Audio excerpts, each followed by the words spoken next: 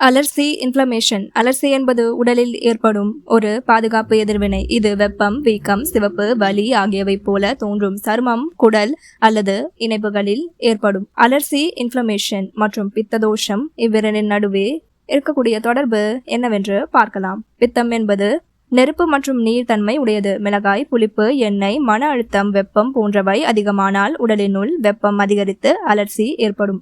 பித்த தோஷம் அலர்சி இன்ஃப்ளமேஷன் அறிகுறிகள்: அமிலம் அதிகரிப்பு, எரிச்சல், மென்மையான விந்திகள், சிவந்த பருக்கள், சுருந்து, தோல் எரிச்சல் உணர்வு, அதிக வேர்வை, உடலில் நாற்றம், கோபம் மற்றும் எரிச்சல் அல்லது ஆக்ரம், ஆவல், சிவந்த கண்கள், வெளிச்சத்தை தாங்க முடியாமை, மெலிந்து வரும் முடி, முன்கால அல்லது இளமையில் வெள்ளை முடி, வாய்ப்புண், புளிப்புச்சுவை, வெயில் போல வலிக்கும் மூட்டு வலி.